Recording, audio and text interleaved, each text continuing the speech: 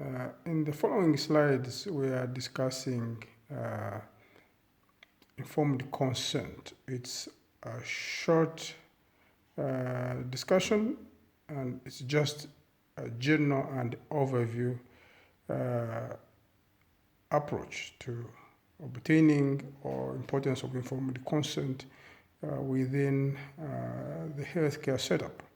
So, informed consent must be sought and obtained prospectively at all times. Take-home message here is submission is not consent. So, when a patient, a participant in a study says, okay, well, you know what is best for me, just go, no. They must get the necessary information and must give consent and must be confirmed that this consent was given. So, when is consent, informed consent required? At admission to a facility, during treatment, including blood transfusion, procedures such as diagnostic and surgical, participating in research for certain investigations such as HIV, genetic tests, you must get consent prior to doing this. And at the discharge, at times, for instance, when it's a discharge which is requested by the patient, or against what we used to call against medical advice. Now, how is consent given? It must be documented. It could be verbal. It could be a gesture. Let's say you want to take a sample of blood from a patient. You roll up the sleeve. You want to do blood pressure for a patient. They roll up the sleeve or extend the arm. That's different from submission. That's allowing you to do the procedure. So it must not be, or it could be assumed consent. And also, pre-signed consent forms, for instance, in emergencies when these in some facilities a prerogative of the medical superintendent, head of the facility, for instance, to sign consent, but there is a sticky point on this one. When especially you sign a pre-consent and you are not there, as superintendent, you don't know what's going to be done. So ideally, this is a sticky part of consent, but I've seen it practiced in some hospitals. It should be done in caution or with caution. We could say that's the end of the presentation. For you guys who like it short and brief, but no, we are not going to end there. So, who consents? Now, the individual, a person who consents must have the legal and mental capacity. Legal capacity refers to age of consent, age of majority, or if there's a child, if it's a child, there must be an assent from, that's called an assent actually, then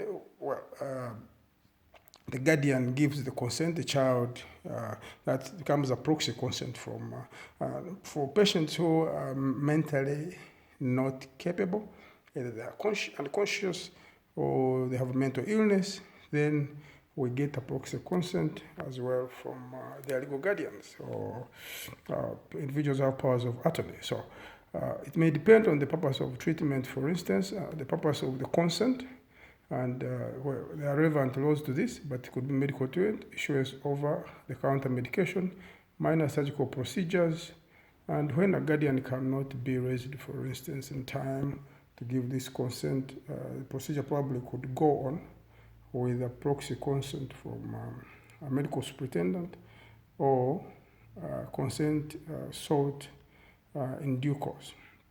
So why consent? Most important is that it is given, it gives providers and clients chance to share information about their illness and plan mode of treatment. It involves autonomous patients, proxies, surrogates in decision making. Yes, it shifts paternalistic tendencies, or provider knows it all. So you share information with the patient, prospective participant in a study, other than the old way of looking at things. The doctor, the nurse knows the best, what is in the best interest of the patient. So in this case, these days, we talk of autonomy. The patient takes charge of their affairs in treatment. Refusal of hospital treatment, of course, we mentioned it a little earlier. In that case, we say, what is it about, in whose interest, minors, for instance. A minor, if it's not in the best interest of the minor, in this case, a consent or a request to leave the hospital may be denied, and a medical provider may challenge that requested discharge. There are different avenues of challenging it, either through the ethics committee or through the courts of laws, children courts of laws. Now, refusal of hospital treatment, the right to refuse the treatment is implicit in the principle of autonomy. A patient has a right to refuse treatment if they are competent to make such decisions. So any mentally or legally competent person is entitled to refuse. Any refusal must be informed and should have a limited application. In the case of surrogate or individuals, surrogate individuals in parents, for instance. Elements of an informed consent include adequate information which is relevant to the procedure or the treatment. It might be given voluntarily, although persuasion may be allowed, but a provider should avoid paternalism, forcing a situation or preferring treatment for the patient. If the patient has declined a procedure or a line of management, it must be respected. There should be comprehension, so it means that the procedure must be given, the information given in a lay and local language that the patient understands. And then the decision making, of course, the patient must have the legal capacity to make this information, or legal allowed and the mental capacity to do that. So more information, how much information we give, there are different models to this. It could be, if the provider deems it, the standard of, if provider deems it necessary, professional standards to give information, a reasonable patient standard, person standard, and a subjective standard, material and detailed to specific persons. And the patient also may say, well, I want this procedure information, give me the limited information that won't freak me out. So that's it, three models: patient-based, professional-based, standards, and also, of course, subjective. Now, the validity of a consent the patient must have legal capacity. The consent must not be centrally controlled public policy. It's a duty. The duty doctor or treatment health provider to get the consent. Submission is not consent. We covered it a little bit earlier.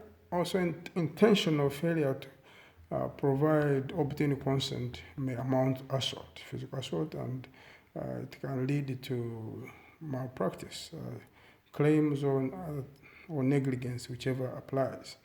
Capacity to consent, all mentally competent adults or majors, spouses do not require consent of each other, even for reproductive health-related procedures. They may involve them if on courteous grounds, if they prefer. Special categories of consents for minors, medical treatments and tests include HIV, pregnancy tests, and of course, eligibility depends on the local laws. Special categories of consent in the case of mentally incompetent persons, for instance, and again, here we find a challenge in healthcare practice where relatives come and they are requesting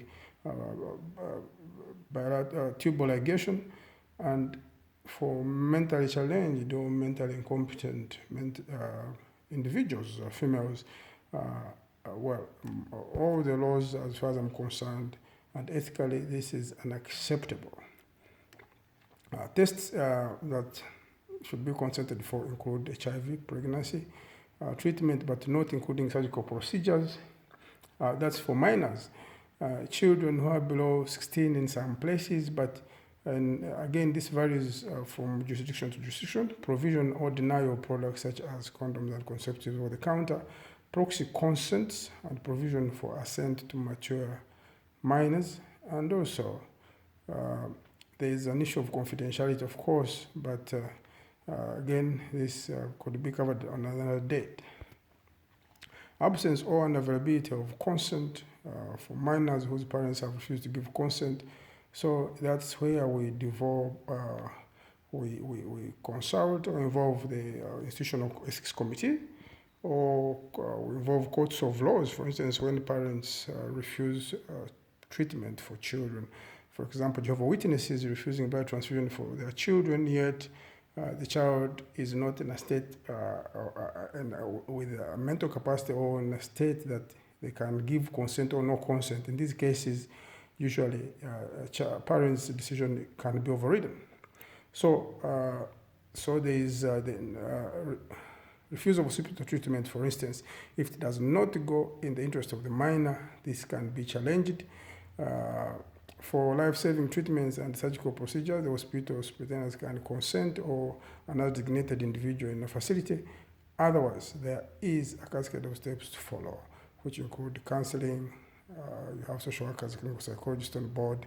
If they continue to refuse, then the discharge, rather this refusal of treatment can be will be overridden. Consent and emergency treatment. The head of institutions have the responsibility where the child is kept, or school, hospital may consent for treatment of surgical if deemed necessary without consulting the parent. If postponing the procedure may lead to loss of life or result in a lasting disability, or to preserve the child's life. So this can be given, or if, for instance, parents are difficult to reach, these individuals above can consent.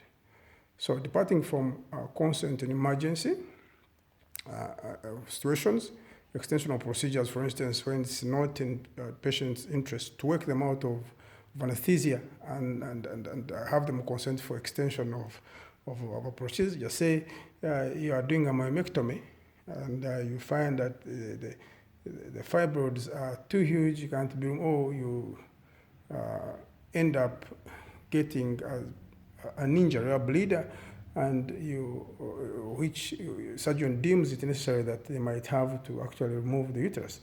In that case, such a patient cannot be, recovered from the surgery or anesthesia, so that you get an additional consent. In that case, it's acceptable. Then you explain the patient, counsel them after the procedure. Of course, what for these kinds of issues have led to malpractice suits, but again, that's another day's story. Of course, when risk is not materially increased by extending the procedure, but of course we have looked at the example of myomectomy and hysterectomy. The risk certainly is increased, but again, waking up the patient will not be in the best interest. Proceeding without consent, admission of an individual who suffers from an infection or contagious disease, such as in times of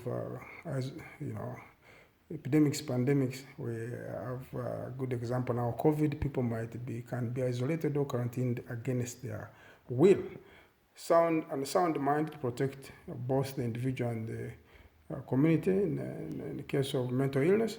Requirements of a reception order, for instance, that's for admitting such patients who are mentally challenged or mentally ill.